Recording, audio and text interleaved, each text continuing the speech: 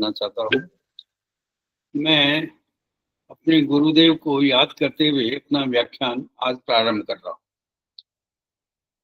अखंड मंडलाकारं व्याप्तं येन चराचरं यत्पदं दर्शितं येन तस्मै श्री गुरुवे नमः। हमारे बहुत सारे वैद्यगण और अध्यापक गण भी, उनको ये शंका होती है और पूरे अंतर्राष्ट्रीय समुदाय को शंका होती है कि आयुर्वेद के जो ग्रंथ है उनको हजारों साल पहले लिखा गया है और अब वो कैसे उपयोगी है, जबकि इतना सारा शिफ्ट हो गया है, पैराडिग्म शिफ्ट हो गया है। आहार विहार, आचार विचार, रहन सहन और किसी न किसी प्रकार से हमारा जो ऑक्यूपेशन है, वृत्ति है, वो सब इतना तेजी से परिवर्तित हो रहा है कि अब वो कैसे उपयोगी है, ये हमारे वैद्यों को एक शंका रहती है।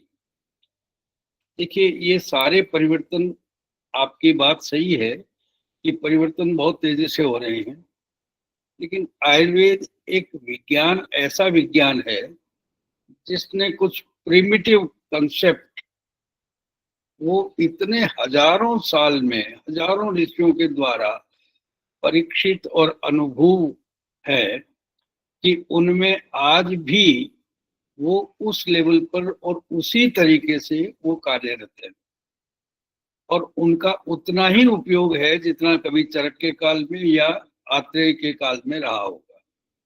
क्यों? कि वे न बदलने वाले सिद्धांत है, जो सिद्ध अंत तक सिद्ध होते हैं, वे सिद्धांत। इसलिए इस परिवर्तन का उस पर कोई प्रभाव नहीं है, क्योंकि उसमें परिवर्तन जो है उनकी संभावनाएं पहले ही बताई जा चुकी। जनपदोध्वंस में युगे युगे धर्म पाद क्रमेण नयन हीयते गुण पादस्य भूतानाम एवं लोक प्रलीयते। प्रलय के समय भी ये परिवर्तन नहीं हुआ और सृष्टि के वापिस उदय के लिए भी ये परिवर्तन जो है, ये 7 सिद्धांतों में परिवर्तन करने की आवश्यकता नहीं पड़ी। इन्हीं को त्रिकाल दृष्टा ऋषि कहते हैं। इसलिए इसमें परिवर्तन या इसमें अश्रद्धा या इसमें कोई संशय उत्पन्न करने की आवश्यकता नहीं है। मैं अपना छोटा सा एक एक्सपीरियंस है मेरा 50 साल का, वो रख रहा हूँ, लेकिन हमारे गुरुजनों का एक बहुत बड़ी परंपरा है जो हजारों साल से चल रही है, उसी का मैं एक अंश हूँ और आपको वही मैं एक बार फिर से बताना चाहता हूँ। मेरी तरफ से कुछ नया नहीं है इसमें, ये सब हमारे गुरुदेव का आशीर्वाद है कि जिसको हमें एक, मेरा दायित्व है कि मैं आप तक पहुंचाऊं और आपका दायित्व रहेगा कि आगे की पीढ़ी तक पहुंचाऊं। दूसरी बात ये देखने में आती है कि जब इतना शिफ्ट हो गया है तो चिकित्सा में एक हमारा कंटेम्परेरी साइंसेज हैं, जो एलोपैथी या मॉडर्न साइंसेज है, उसमें परिवर्तन बहुत तेजी से हो रहे हैं और उसके हिसाब से ट्रीटमेंट में बहुत एडवांसमेंट जिसको हम कहते हैं वो हो रहा है। तो इसलिए भी लोग थोड़े से निराशा में चले जाते हैं कि हमारे यहाँ उतनी तेजी से ये एडवांसमेंट क्यों नहीं हो रहा है। तो एडवांसमेंट उसमें हो रहा है जो हमारा तरीका है वो बदल रहा है। हमारी औषधियों के प्रयोग और औषधियों की मात्रा और औषधियों के अनुपान सहपान वो सब बदल रहे हैं और उतना ही बदलने की आवश्यकता है। इससे ज्यादा सिद्धांत को बदलने की आवश्यकता नहीं।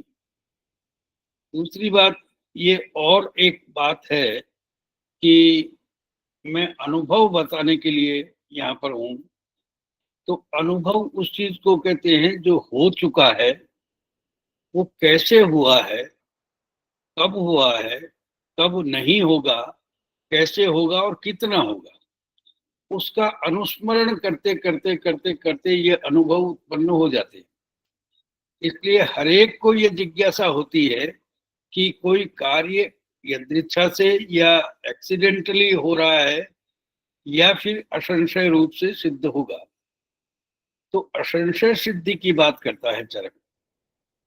असंशय सिद्धि का मतलब ये है कि जो कार्य हो रहा है उसके पीछे कुछ निश्चित कारण है, उन निश्चित कारणों का ये परिणाम है, और इस परिणाम में और विपरिणाम में ये पुनर्स्थापन कैसे हो सकता है, उसकी प्रक्रिया का विज्ञान वो अनुभव है।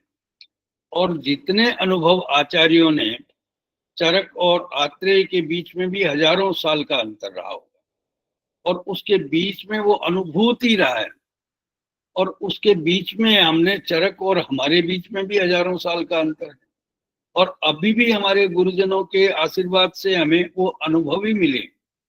तो इसलिए वो अनुभव जो है वो बड़े बहुमूल्य हैं। उनको एक बार शास्त्र से, दूसरी बार गुरु से, और तीसरी बार हमारे जो सहयोगी हैं, आपके जो कलीग्स हैं, उनसे आपको निरंतर सीखने की एक जिज्ञासा रहनी चाहिए। क्योंकि अनुभव आपके कलीग का भी उतना ही महत्वपूर्ण है जितना आपके गुरुओं का, और जितना गुरुओं का अनुभव महत्वपूर्ण है उतना ही शास्त्र का। इसलिए ये एक कड़ी है। लेकिन शास्त्र की एक समस्या ये है कि वो इतने विस्तार को इतने संक्षेप में समेट रहे हैं कि वो पूरे के पूरे जीवन विज्ञान को, every dimension of the life, जबकि पुनर्जन्म और पूर्व जन्म से भी, और आगे होने वाले जन्म के लिए भी, और योग और मोक्ष की बात भी, तो ये जब बातें इतनी सारी हो जाती हैं तो उसको इतना विस्तार नहीं दिया जा सकता। हाँ, उस संक्षेप को हम डिकोड कैसे करें, ये एक हमारी समस्या हो जाती है। तो उसके लिए शास्त्र, सुश्रुत कहते हैं, शास्त्रम गुरु मुखोक्ति। शास्त्र को समझने के लिए गुरुमुख सबसे अच्छा स्रोत है। उसको बहुत धीरता पूर्वक, गंभीरता पूर्वक और बहुत आदर पूर्वक सुनिए। उसके बाद में आपका जो अनुभव जब बन जाए तब आप भी उसी स्थिति में पहुंच जाए। तो अनुभूत चिकित्सा के लिए आपको लगता होगा कि मैं कुछ नुस्खे आपको दे दूंगा, कुछ प्रेस्क्रिप्शन दे दूंगा, ये बात बहुत उपयोगी नहीं रहेगी। क्यों? कि ये अनुभव आपको स्वयं करने होंगे, और इस अनुभव के लिए आपको उस सिद्धांत का ध्यान रखना है, और उसके बाद में आपका अनुभव उस आपके पेशेंट पर अनुभव वही आपको काम आएगा। मेरे अनुभव मेरे पेशेंट पर, या मेरे सोचे हुए सीमित बुद्धि से सोचे हुए अनुभव होंगे। आपके अनुभव जो है वो व्यापक होंगे। मुंडे मुंडे मतिर भिन्ना, कुंडे कुंडे न। आपको हर एक में ये क्षमता है कि आप अनुभवों की एक बहुत बड़ी श्रृंखला को जन्म दे सकते हैं। लेकिन फिर भी मैं आपको कुछ अनुभव बताता हूं कि आयुर्वेदीय चिकित्सा की विश्व को आज सबसे अधिक आवश्यकता है। क्यों? कि बाकी सारे चिकित्सा विज्ञान, बहुत सारे अल्टरनेटिव थेरेपीज, बहुत सारे जो है इस तरह से कम्प्लीमेंट्री थेरेपीज, या बहुत सारे मॉडर्न जो कहते हैं साइंटिफिक एविडेंस बेस्ड साइंस, ये सब अपने सीमित अनुभव के कारण से दम तोड़ते हुए नजर आ रहे हैं। क्योंकि ये 300-400 साल के अनुभव हैं, और हमारा जो साइंस का अनुभव है वो अनादि है, शाश्वत है, त्रिकाल दृष्ट है, रज और तम से निर्मुक्त लोगों के द्वारा लिखा गया है, और असत्य होने की उसमें कोई संभावना ही नहीं है। इसलिए आप सोचिए कि हम कितने गरिमामय विज्ञान के उपासक हैं, और ऐसे लोग जिन्होंने हमें अमृत वचन कहे हैं उनका आपको ध्यान रखना चाहिए। और यही एक सिस्टम है जो फ्यूचर साइंस है, ये फ्यूचर थेरेपी है, फ्यूचर आपका मेडिसिन है। बहुत सारे लोगों से मैं भी दुनिया भर में मिलता हूँ, तो बहुत कम समझते हैं लोग आयुर्वेद के बारे में, लेकिन इतना समझ जाते हैं कि ये फ्यूचर मेडिसिन है। वो आज नहीं समझ में आती होगी, लेकिन भविष्य में यही साइंस सबको समझ में आएगा। और आप इस फ्यूचर साइंस के प्रणेता है, आप इसके अध्येता है, आप इसके जिज्ञासु है, ये आपका सौभाग्य। तो इसके लिए क्या करना चाहिए कि पहली बात, हमारी गलती कहाँ होती है, अनुभव कहाँ से शुरू होता है कि हम किसी पराये अनुभव से निदान किए हुए किसी निदान पर आधारित अपने प्रयोग नहीं कर सकते। हमें अपनी शब्दावली में, अपनी लैंग्वेज में, अपने सिद्धांतों में उसको ट्रांसलेट करना ही पड़ेगा। उसकी दोष दूष्य समूर्छना समझनी पड़ेगी, उसकी धातु और उपधातु और मल को समझना पड़ेगा, उसके स्रोतस को समझना पड़ेगा, उसके यथा दुष्टेण दोषेण को समझना पड़ेगा, यथा चानु विसर्पता को समझना पड़ेगा। केवल निवृत्तिर आमेयस्यासौ, ये उसका आउटकम है। अभी तक जो साइंस अभी आपका निदान का बहुत बड़ा बेसिस बन रहा है, वो है कि आपने एक बहुत बड़ा थैला लेकर के आता है पेशेंट, और उसमें क्या है कि आपको जेनेटिक स्टडी तक और क्रोमोसोमल स्टडी तक और बड़ी सेलुलर लेवल तक स्टडी तक आपको किया कराया मिलता है। और आप बड़े चमत्कृत होते हैं कि इतना तो निदान किया हुआ है, अब हम क्या करेंगे। लेकिन यही गलती हो जाती है हमारी कि उस निदान का हमारी चिकित्सा के लिए कहीं कोई शास्त्र निर्देश नहीं मिलेगा, और शास्त्र निर्देश के बिना हम आगे नहीं बढ़ पाएंगे। शास्त्र निर्देश किसका मिलेगा कि उसका यथा दुष्टेण दोषेण, ये जानना पड़ेगा कि ये दोष कैसे दुष्ट हुआ है, कैसे और किस रूट से और कितनी दूर तक उसका विसर्पण हो गया है, कितना गंभीर हो गया है और कितना उत्तान हो गया है, कितने सहयोगियों के साथ हो गया है और कितना उसमें बिना अकेले दोष का हो गया है, और उसमें क्षय क्या है, वृद्धि क्या है, विषम अवस्था क्या है और स्थान क्या है, और उस धातु की सामता कैसी है, निरामता कैसी है, और उसमें हम कितने प्रतिशत मलों का अधिकार है और कितने प्रतिशत जो है वो स्रोतस की दृष्टि है। अगर इसको नहीं जानेंगे तो हम चिकित्सा नहीं कर पाएंगे। और यही एक दुर्घटना हमारे अध्यापन में हुई है कि हम अपने बच्चों को टीचिंग के टाइम में वहां तक नहीं पहुंचा पाते, और इसका ही एक खामियाजा है कि हम वैद्य अच्छे तैयार नहीं कर पाते। और इस सब को आपको फिर से अपने आप को, जो चिकित्सा में प्रवृत्त होना चाहते हैं, उनको सबको अपने ही ढंग से सीखना पड़ेगा। मैं कुछ उदाहरण दूंगा आपको। अनुभूत चिकित्सा के बारे में मैं आपको ये बताऊं कि देखिए, बहुत सारे असाध्य अवस्था के, बहुत सारे जीर्ण और बहुत सारी चिकित्सा के व्यापद के साथ में रोगी आते हैं हमारे पास। आपके पास में भी वैसे ही आते होंगे, क्योंकि अभी ट्रेंड है। ट्रेंड ये है कि वो एक लास्ट रिसोर्ट के रूप में आयुर्वेद में आते हैं, कि जब कहीं भी कुछ नहीं होता है तो आयुर्वेद वालों को भी ट्राई कर लेते हैं। तो इसका मतलब ये है कि उस व्याधि में व्याधि बल कितना है और मानस बल कितना है, अग्नि बल कितना है और दोष बल कितना है, इसका आपको एक बार रीअसेसमेंट करना पड़ेगा। अच्छा, उसमें क्या सेव्ड है और क्या डैमेज है, कितना कुछ नष्ट हो गया है और कितना कुछ बचा हुआ है।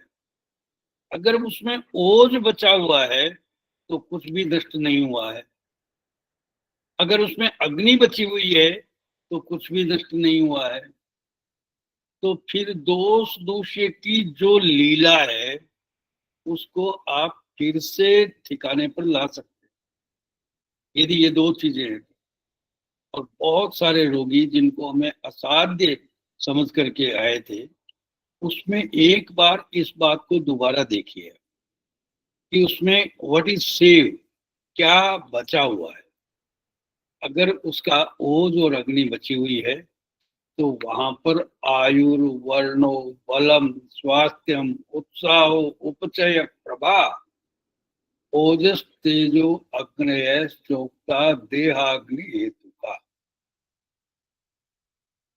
तो वो सब। दूसरी बात, अगर वात दुष्ट नहीं है, क्योंकि रोगा सभी प्रकार के रोग तेनैव रोगा जायन्ते, ये लिखा है 17वें अध्याय में। सारे ही रोग वात के कारण से होते हैं। और वात यदि अव्याहत गतिर्यस्य प्रकृतौ स्थानस्थौ प्रकृतौ स्थितः तो जीवित वीत रोग समासतम। आप 100 साल तक बिना किसी रोग के जी सकते हैं। और यदि आपका आहार विहार शुद्ध है, 37 सहस्राणी रात्रिणाम मित भोजनम अगर है, तो फिर आपको एक अभिशंसित, एक एप्रिसिएटेड लाइफ जीने से कोई नहीं रोक सकता। तो ये तीन चीजें हैं, आहार, अग्नि और वायु। अगर ये तीन चीजें सही है तो बाकी जितने भी लक्षण हैं, वे सब लक्षण जो है वो आन के आप चिकित्सा कर सकते हैं। और रोगी यही सोच करके आता है कि यहाँ कुछ न कुछ हमारा निदान निकल सकता है। वो आपसे बहुत आशा के साथ में आपको पूरी तन्मयता के साथ में आपको सुनता है, समझता है। इसलिए आपकी एक जिम्मेदारी है कि उस अवस्था में इन तीन चीजों का ध्यान रखें। मैं आपको बहुत शॉर्ट में बता रहा हूं कि ये तीन चीजों का अगर आप ध्यान रखते हैं, सूत्र स्थान 27 में अन्न की अन्नपान विषयक अध्याय, और गृहिणी में अग्नि का विकार, और फिर आगे जाकर के वात व्याधि में वात का विकार। अगर आप तीन चीजों को जानते हैं तो फिर ये कफ और पित्त ये कुछ बहुत ज्यादा उपद्रव नहीं कर सकते। क्यों? इस जब तक स्रोतस प्रकृति भूत है, जो वायु के कारण से होते हैं, तो रोग होने की कोई संभावना ही नहीं। यदेतत् स्रोतांश प्रकृति भूतत्वात् न विकारे रूप सृजते शरीर। और यदि संचय प्रकोप प्रसर भी हो गया है और क्षयवैगुण्य नहीं है, तो भी रोग उत्पन्न नहीं हो सकता है। और यदि वो उसके बाद में भी वो खराहार है, नित्य व्यायामशील है, और उसके लिए गुरु लघु की चिंता करने की भी आवश्यकता नहीं है। खराहारा कर्म नित्या महोदर न तेषाम प्रति चिंतेयम नावश्यम गुरु लाघवम। केवल उनके लिए सोचना है जो मंद क्रियान, अनारोग्यान, सुकुमारान, सुखोचिता। और ऐसे लोग ज्यादा है, ये बात सही है। उनके लिए तो आपको पग पग पर गुरु लघु सोचना पड़ेगा। तो ये आप इस सिद्धांत को अनुभव मानिए। चिकित्सा में आप प्रेस्क्रिप्शन को अनुभव मत मानिए। अगर ये सिद्धांत आपने समझ लिया तो उसके बाद में आपकी चिकित्सा की सफलता असंदिग्ध है। दूसरी बात कि हमारा आहार विहार जितना दूषित और प्रदूषित हो चुका है, जितने हमारे आचार विचार प्रदूषित हो चुके हैं, उसके बाद में हमें बड़ी निराशा होती होगी कि हम कैसे ठीक कर पाए। तो हमारे पास अमृत भी है और विष भी है, और विषों का निर्विषीकरण का उपाय भी है। तो निर्विषीकरण के लिए चैप्टर 1 जो चैप्टर 3 चरक चिकित्सा में, और वैसे भी शास्त्र में ज्वर से लेकर के योनि व्यापक तक सब रोगों में निर्विषीकरण के उपाय बताए हुए हैं अलग अलग। सड़ंग पानी से लेकर के पंचवल्कल और त्रिपलाकेकवाद तक उसका वो जो वाटर मैनेजमेंट है, उसका जो विषमयता है, उसको नष्ट करने के लिए आप उसको एक दो डोज में उसकी विषमयता नष्ट नहीं कर पाएंगे। उसके 24 आवर्स वाटर इनटेक को मेडिकेट कर दीजिए। और ये ये विज्ञान किसी साइंस के पास नहीं है। आप जीएनएस और डीएनएस और पता नहीं क्या क्या एल्बुमिन और क्या क्या डाल सकते हैं, लेकिन आप निर्विषीकरण नहीं कर रहे हैं, विष बढ़ा रहे हैं, है ना। हमारे पास तो सड़ंग पानी है, उसके बाद में रक्त पित्त में, फिर गुल्म में, फिर क्या है कि प्रमेह में तो इतने प्रकार के पानी है कि उसमें क्या है कि क्या नाम से आपको त्रिफला के कषायम, है ना, फलोदकम वा, है ना, सारोदकम वा, त्रिफलोदकम वा, है ना। ये उदक, ये क्या है कि आप डायबिटीज का सोचते हैं क्या, प्रमेह का, कि एक दो गोली से या एक दो इंसुलिन के शॉट से आप उसको ठीक कर लेंगे। आप उसके 24 आवर्स शुगर को कंट्रोल करना है, तो आप वो पानी बदल दीजिए उसका, क्योंकि वही तो मूत्र में परिणत होने वाला है। तो आचार्य ने पहले ही बता दिया है कि ये दीजिए। प्रोबायोटिक्स के बारे में जितना साइंस अभी सोच रहा है, हजारों साल पहले उन्होंने बताया कि इसको मूत्र में भावित करके दे दीजिए, गाय को, घोड़े को, गधे को खिला करके उसके मल में से जो निकलता है उसको दे दीजिए। तो इससे अच्छा क्या होगा। ये कांजी और अनाल और इतने प्रकार के प्रयोग हैं, ये तक्रारिष्ट के इतने प्रयोग हैं कि आप सोचिए तो सही कि हमारे पास में कितने सारे प्रोबायोटिक्स हैं। जिस साइंस के पास में मल से भी चिकित्सा करने का विज्ञान है, मिट्टी से भी चिकित्सा करने का विज्ञान है, विष से भी चिकित्सा करने का विज्ञान है ना, जो पेड़ के पत्तों से, सूखे पत्तों से, जड़ों से, छाल से चिकित्सा कर सकता है ना, जो किसी प्रकार के चिकित्सा द्रव्य के बिना अद्रव्य चिकित्सा कर सकता है, उस साइंस का क्या जोड़ है बताइए। है उस साइंस ने मिट्टी को भी चिकित्सा मान लिया, है ना। स्वर्ण गैरिक आप देते ही होंगे, है ना। और भी बहुत सारी जगह कैसे एब्जॉर्ब करेगा, वो किस तरह से परिमार्जन करेगा, किस तरह से शोधन करेगा, उसके पास उसका साइंस है आपके पास, है ना। और फलों का और अन्न का, दूध का, क्षीर का और प्राकृतिक संस्कारों का, तो ये तो सब तो है ही है, लेकिन कुल मिलाकर के जो अद्रव्य को, अभेषज को भेषज बना सकता है, वो विज्ञान कितना बड़ा विज्ञान है, आप सोचिए। और इन सब का प्रयोग हमें करना है, क्योंकि अब औषधियां नहीं मिलेंगी, औषधियों की बड़ी समस्या हो गई है। इसलिए क्या है कि आपको औषधियों का विकल्प सही समय पर खोज देना चाहिए। और ऐसे अवस्था में उन औषधियों का, ये जो सिद्ध जल है, वो आपकी औषधि की आवश्यकता को कम कर दे। वो 24 आवर्स में 3-4 लीटर पानी पीता होगा, और औषध कितनी लेता होगा, अगर आप देते हैं तो 2 ग्राम 5 ग्राम औषध देता होगा, 2 बार देते हैं तो 10 ग्राम। और आप तो 3 लीटर औषध दे सकते हैं, 4 लीटर औषध दे सकते हैं। तो बताइए कि उसका विज्ञान कितना बड़ा विज्ञान है। वो तो 24 आवर्स काम करने वाला विज्ञान है। अच्छा, भोजन को भी आप क्या है कि आहार बना दीजिए, औषध बना दीजिए। आचार्य कहते हैं कि भेषज क्षपिते देहे आहार रंगणम। हम सोचते हैं कि विटामिन कम हो गया तो विटामिन की गोली ले लो, आयरन कम हो गया तो आयरन को दे दो। और एंटीबायोटिक्स के प्रभाव से या किसी भी तरीके के औषध के प्रभाव से यदि उसमें किसी चीज की डेफिशिएंसी हो रही है, तो उस डेफिशिएंसी को आप औषध से दूर नहीं कर सकते हैं। आचार्य लिखते हैं कि आहार से दूर कर सकते हैं। और हमारे पास में तर्पण और गुरु तर्पण और लघु तर्पण और पता नहीं कितने तरह के तर्पण है।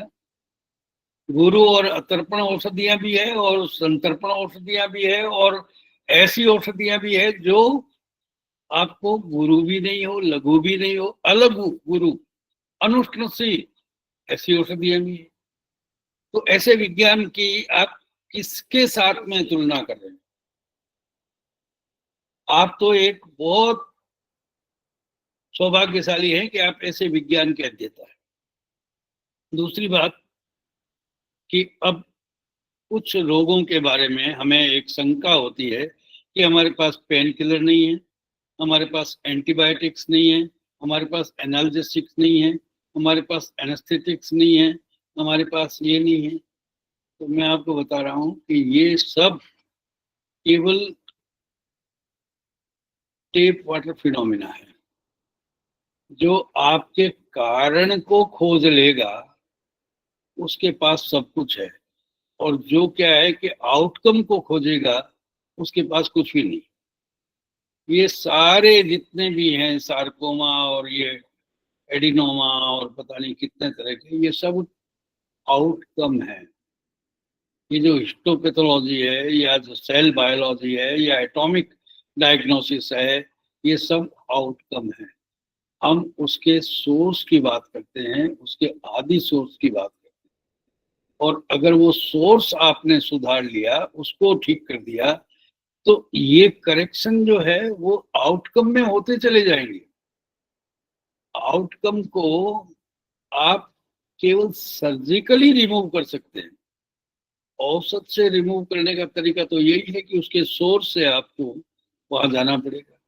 अगर ज्वर को आमाशय पूर्वक नहीं करके आप त्वचा से निकालना चाहते हैं कोई डाइफोरेटिक मेडिसिन दे करके, तो ये तरीका सही नहीं होगा, है ना। तो इसलिए क्या है कि ये सब की आवश्यकता नहीं पड़ती है। फिर भी मेरे भी कुछ विद्यार्थियों ने कुछ काम किया और उन्होंने मुझे बताया।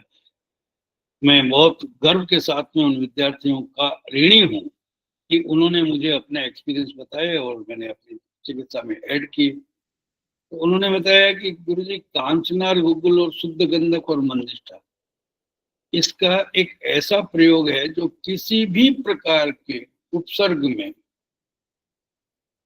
एंटीबायोटिक से ज्यादा अच्छा काम करता है। और मैं तो पिछले 30 साल से देख रहा हूँ कि हमारे पास में बहुत अच्छा एंटीबायोटिक है।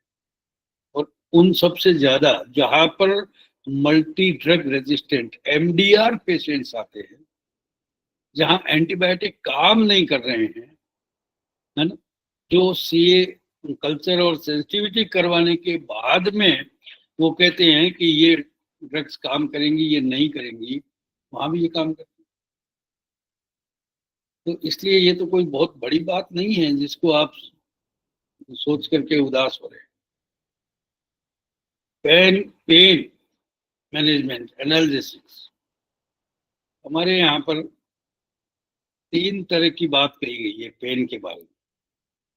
अगर आपने पढ़ा होगा शास्त्र में, तो वातादृते रुजा नास्ति, वात के बिना सूल नहीं हो सकता। लेकिन एक बात और है कि रक्तम ही व्यम्लताम याति तच्च नास्ति न चास्ति। ये रुधिर है, ये रुजा का कारण है। ये रुजा का धारण ये करता है। जहां जीवन है, जहां रुधिर का संचार है, वहां वहां रुजा है। जहां रुधिर का संचार नहीं है, केस, लोम, नख इत्यादि में, वहां रुजा नहीं है।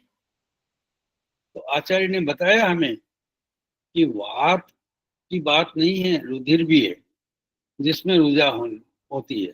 और वो क्या है? विम्लता, मतलब उसका बायोकेमिस्ट्री अगर गड़बड़ है, उसकी केमिस्ट्री गड़बड़ है, तो फिर रुजा आप रोक ही नहीं सकते एनाल्जेसिक से।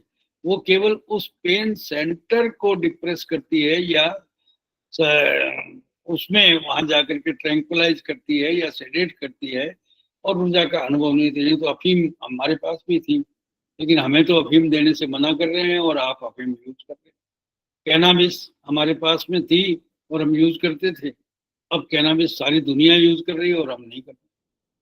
तो ऐसी अवस्था में वो सब हमारे पास थे, लेकिन अब हमारी परिस्थितियां ऐसी हुई कि हमने उसका कहीं किसी ने दुरुपयोग किया होगा, तो इसके कारण से वो मना हो गया होगा।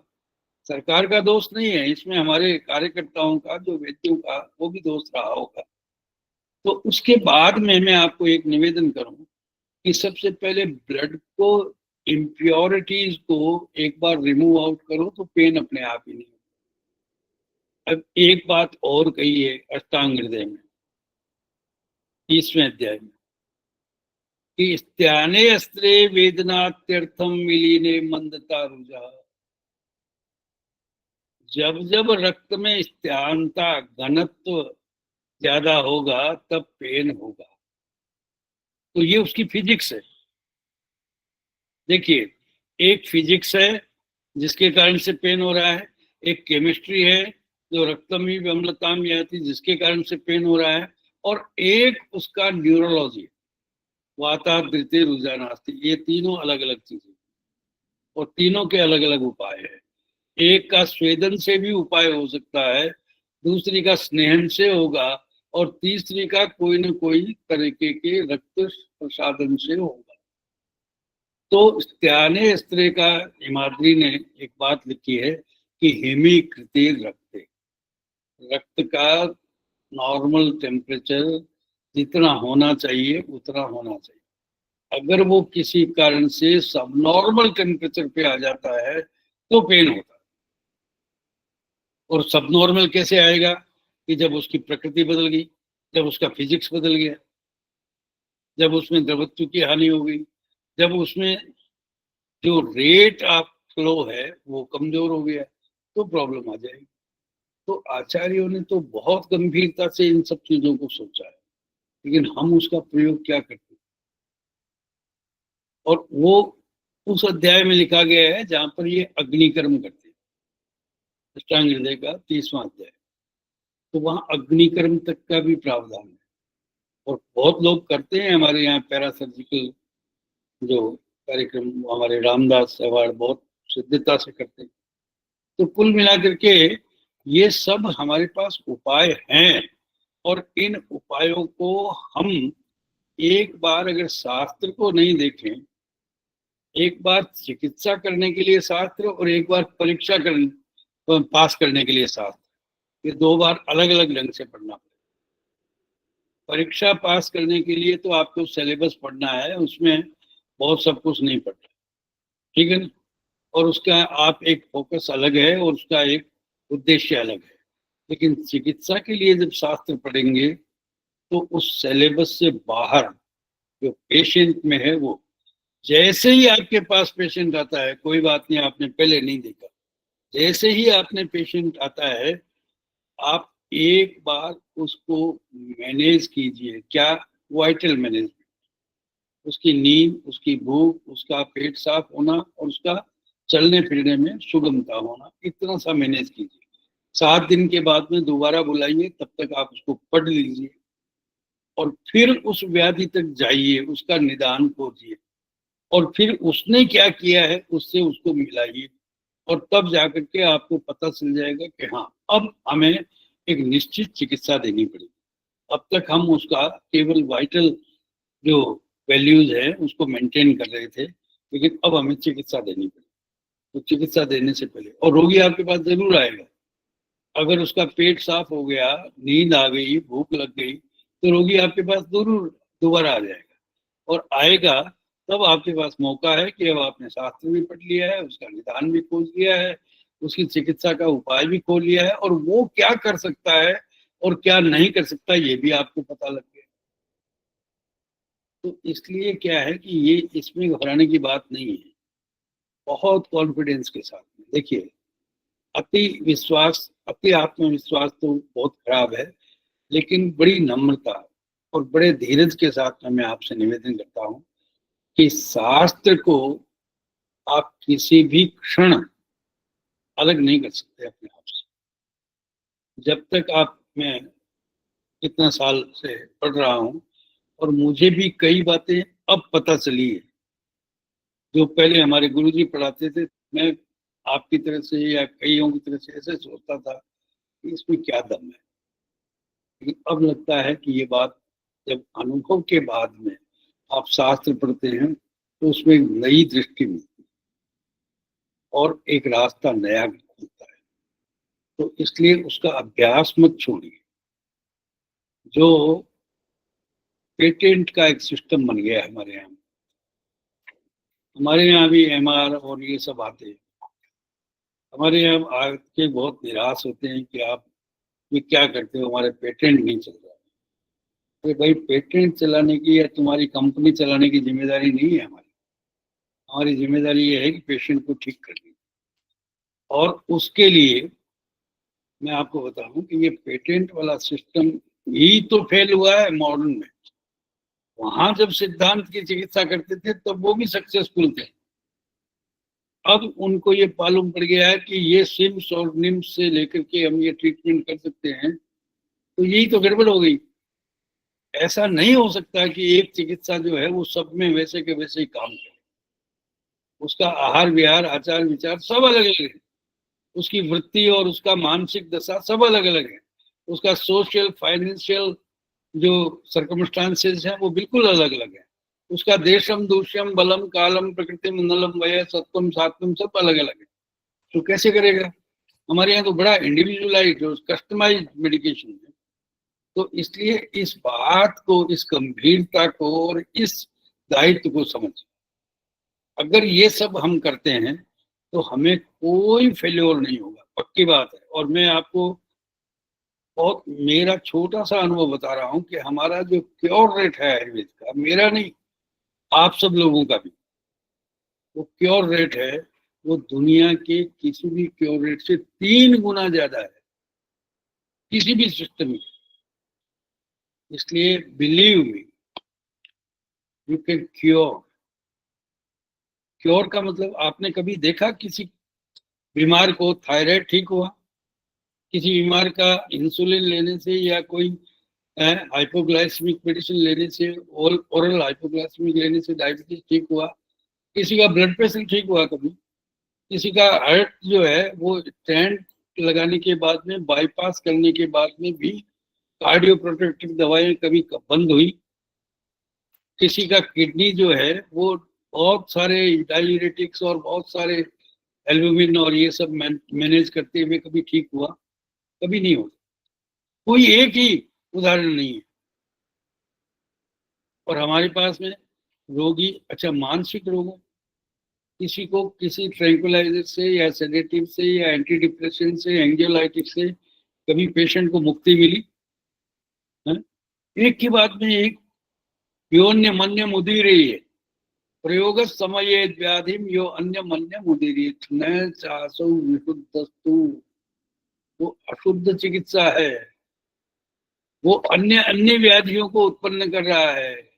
और आपकी चिकित्सा शुद्ध चिकित्सा है, जिसमें क्या है कि अन्य व्याधि की बात नहीं है, ये व्याधि भी समाप्त हो जाएगी और औसत भी उसका विड्रा हो जाएगा। तो ऐसी व्यवस्था है आयुर्वेद। आप अगर भरोसा कर सकते हैं तो करिए। और मैं आपको पक्की बात बता रहा हूँ कि मेरा अनुभव बहुत छोटा है आप सब लोगों के सामने। आप तो विशाल समुदाय है। आयुर्वेद विश्व आयुर्वेद परिषद और विश्व परिषद का एक्सपीरियंस जो है वो एक इंडिविजुअल से कितना गुना अधिक हो। और 150-60 लोग आप अभी जुड़ रहे हैं, तो आपका अनुभव मेरे से तो कितना गुना हो गया। तो इसलिए क्या है कि यू कंटिन्यूसली और शुद्ध शास्त्र को पढ़ते हुए शुद्ध चिकित्सा की बात कीजिए। ये अशुद्ध और इंटीग्रेटेड और ये सब छोड़ दीजिए। ये शॉर्टकट्स कोई फायदा नहीं होगा। ये शॉर्टकट जो है वो फेल हो जाएंगे और इससे आपके प्रति विश्वास जो है वैद्य का वो भी चला जाए, चिकित्सक का वो भी चला जाए। इसलिए क्या है कि आप तो उसी शास्त्र पर बिलीव कीजिए जिस पर हजारों साल तक अनुभव हुआ है, अनुभूत करके लिखा। और वो शास्त्र निश्चित रूप से इतना प्रभावी है अभी भी। और मैं बता रहा हूं कि दुनिया मान रही है कि ये फ्यूचर मेडिसिन, और आपको भी पता लग जाएगा।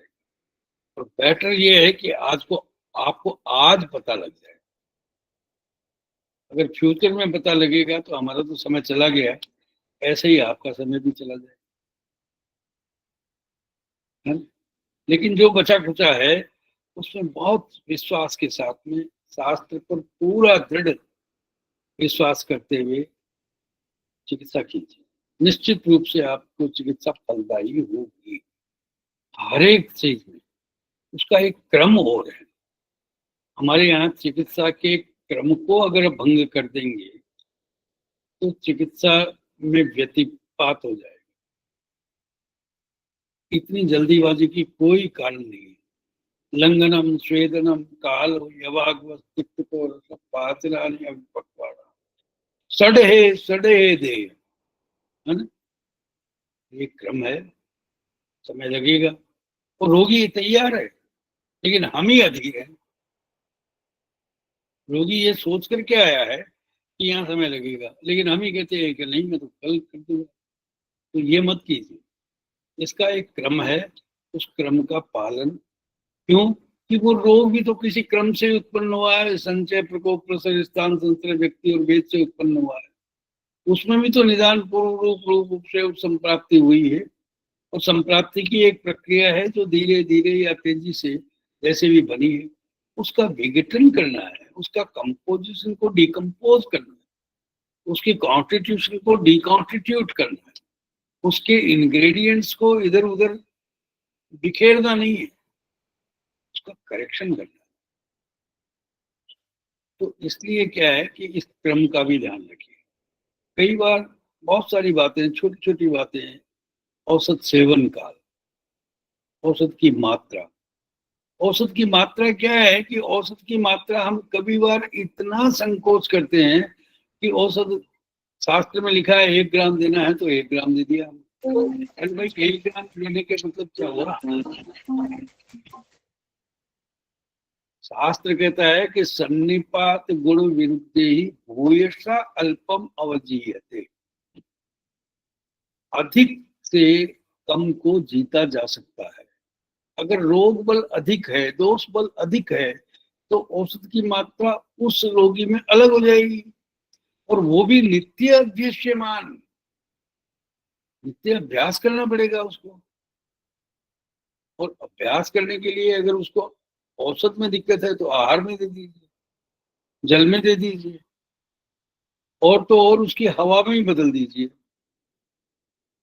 संशोधन कर दीजिए, संसर्जन कर दीजिए। तो कुल मिलाकर के ये सब व्यवस्थाएं हमें करनी पड़ेगी। और औसत सेवन काल में अब वो बात स्पष्ट है कि ये व्यान काल है, ये उदान काल है, ये समान काल है, ये अपान काल है। और अपाने विगुणे पूर्व समारोह मध्य भोजन।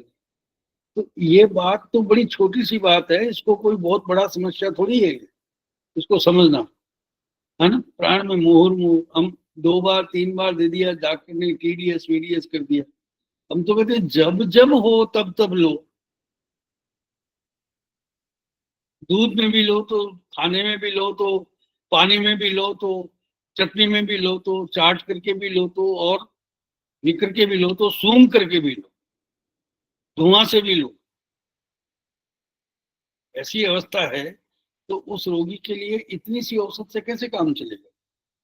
तो इसलिए अगर इन चीजों का ध्यान रखेंगे। एक अध्याय है हमारे यहाँ योनि व्यापक, उसमें लास्ट में कुछ बातें लिखी गई है। जैसे भगवान गीता में कहते हैं ना कि रहस्यम परमम सुनो, है ना? वो 18 अध्याय बताने के बाद में अर्जुन को कहते हैं कि अब मेरा रहस्य सुनो। अरे इतने दिन क्या कर रहे थे भाई? इतने दिन तो तू विश्वास में ही नहीं था, क्या करते? तो ऐसे ही 30 अध्याय पढ़ने के बाद में अगर थोड़ा विश्वास आ जाए तो उस अध्याय में लिखा है कि परमम रहस्यम उत्तमम। ये उत्तम रहस्य मैं बताने जा रहा हूँ। किस तरह से रिकरेंस हो रहा है, किस तरह से ऑकरेंस हो रहा है, किस तरह से क्या है कि व्याधि का पुनरावर्तन लोग करते हैं, कितनी मात्रा में, किस देश काल को किस संस्कार के साथ में दी जाए। ये सब कंसेप्ट हैं जो हमारे अनुभव में है, वो आपके काम के, प्रेस्क्रिप्शन काम के नहीं है। और इसको एक बार दोबारा पढ़ लीजिए। अगर आप इस अध्याय तक पढ़ ले तो फिर 30वें अध्याय का जो अपेंडिक्स है, परिशिष्ट है, वो भी पढ़िए चिकित्सा स्थान में। फिर उससे निदान हो जाएगा, चिकित्सा हो जाएगी, वहां पर वो रहस्य है। इसलिए ये बातें मुझे आपसे करनी थी। मैं समझता हूं कि भारत आज दुनिया भर में इस बात के लिए भारत की तरफ देख रहे हैं लोग। अभी हमारे सेक्रेटरी महोदय WHO गए, यहाँ पर एक ट्रेडिशनल मेडिसिन का सेंटर, उसमें आयुर्वेद को लीड दिया, इंडिया को लीड दिया, भारत को लीड दिया। दुनिया भर में ये समस्या है स्वास्थ्य की, और हमें देना ही पड़ेगा मौका उनको। तो आप उसके लिए कितने तैयार हैं भाई? तो आप तैयारी कीजिए अपनी, और दुनिया को जो आशाएं हैं उसमें पूरा। मैं समझता हूं कि आप कुछ इस पर ध्यान देंगे और अपने आप को सन्नद्ध करेंगे, और आपकी जो भविष्य है उसके लिए तो हमारे माननीय प्रधानमंत्री कई बार कहते हैं कि अमृत काल है आयुर्वेद का, कम से कम आगे आने वाले 25-30 साल तक ये रहेगा। तो इसलिए क्या है कि ये चीजें अभी इतनी उपयोगी हैं, और आप सौभाग्यशाली है कि आपने अब जन्म लिया है। हमने तो बहुत सारे ऐसे विपदाओं और दुविधाओं में और कम सुविधाओं में काम किया है, लेकिन आपके पास तो सुविधाएं अनंत है। यूनिवर्सिटीज हैं, ऑल इंडिया इंस्टीट्यूट हैं, नेशनल इंस्टीट्यूट हैं, बहुत सारी रिसर्च डिविजन्स हैं, बहुत सारे सब कुछ हैं, और फिर संहिताएं आपके हाथ में उपलब्ध है, मोबाइल पर सारे घंटों निघंटू सब आपके पास में उपस्थित है। तो फिर क्या कमी, क्या है, किस बात की कमी है? तो आपके पास में ये सब होना चाहिए, लेकिन वो इसमें मोबाइल में नहीं, आपकी बुद्धि में होना चाहिए, स्मृति में होना चाहिए, है ना। विद्या विवेको विज्ञानम, है ना। विद्या वितर्को विज्ञान, स्मृति तत्परता क्रिया। जब आपको जरूरत है तो ये मोबाइल से नहीं मिलेगी, वो स्मृति में है तो तत्परता से मिलेगी, तब जाकर के पता लग जाएगा क्या करना है। इसलिए सबको स्मरण करने की आदत डालें, इसको रट लीजिए और फिर प्रयोग कीजिए। ऐसे नहीं होगा। और तर्क कीजिए, हर जगह कीजिए, गुरु के साथ में कीजिए, सहयोगी के साथ में कीजिए, है ना, सबके साथ में कीजिए, तो आपको रास्ता मिल जाएगा। ये निश्चित बात है। मैं फिर से बहुत बहुत आभारी हूँ हमारे आचार्य राकेश जी का, और उनके भी प्रवर्तक हमारे गोविंद साहब जी का, और उनके भी प्रवर्तक हमारे आदि जो इसको चलाने वाले संस्था को योगेश जी भाई साहब, और सुरेंद्र जी का, और आप सब लोगों की कार्यकारिणी, जिन्होंने क्या है कि एक समृद्ध एक संस्था बनाई है, जिससे ये ज्ञान सब लोगों में एक बार ट्रांसफर हो सके। आपका फिर से बहुत बहुत धन्यवाद। बहुत बहुत धन्यवाद गुरुजी। आपके आज के इस व्याख्यान से हमारे सभी आयुर्वेद शिक्षक, चिकित्सक एवं विद्यार्थी निश्चित रूप से लाभान्वित होंगे एवं प्रेरणा प्राप्त होगी। कार्यक्रम को आगे बढ़ाते हुए मैं धन्यवाद ज्ञापन के लिए डॉक्टर विनोद कुमार गौतम जी, प्रदेश महासचिव राजस्थान को आमंत्रित करना चाहूंगा। डॉक्टर विनोद कुमार महेश जी, महेश जी, महेश जी, जी तीन जी लोगों जी ने हाथ खड़े हुए हैं। एक तो उनसे एक बार चर्चा कर लें, इनको कंट्रीब्यूटर बनाते हैं। 2-3 लोग हैं, एक तो सनातन आयुर्वेद डॉक्टर, एक विनोद गर्ग, एक भगवान शर्मा जी, अनिल कुमार जी, ये व्यूअर हैं। एक बार रुको, मैं इनको बनाता हूँ, ठीक है? पहले एक एक करके लेट पार्टिसिपेट। हाँ सनातन जी, आप सुन रहे हैं? सनातन आयुर्वेद डॉक्टर नाम से कौन जुड़े हुए हैं?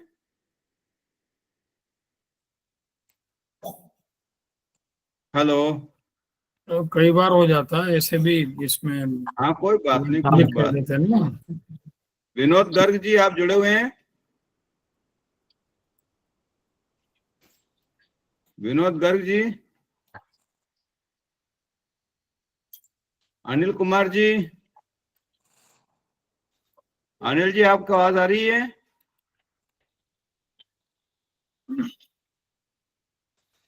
क्या ये पहले इन्होंने हैंड रेड्स किए? 1 मिनट। हाँ हाँ विनोद जी नमस्कार। क्या विनोद गौतम? हाँ कोटा में है, ये कहाँ है विनोद गौतम? नहीं, वो जुड़ नहीं रहे, वो बोलना नहीं चाह रहे शायद, जो पूछना विनोद चाह गर्ग रहे जी हैं। चलिए ठीक है, ठीक है, रेज ओके। किया होगा उन्होंने, लेकिन इनको बना तो दिया है, कोई बात नहीं, ठीक है, ठीक, जी जी जी ओके। जी। गुरु जी प्रणाम।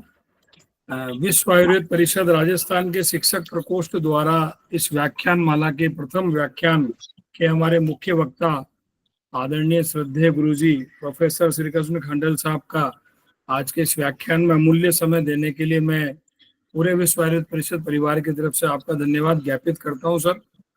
हालांकि आपके लिए जितना कहा जाए उतना कम है। हम तो BMS जब सेकंड प्रोफ में थे तब से आपसे ज्ञान ले रहे हैं, और आज जो आपने हमारा ज्ञान वर्धन किया, सिद्धांत थे कैसे चिकित्सा में हम आगे बढ़े। केवल नुस्खे लगा देना या नुस्खे से चिकित्सा नहीं होती,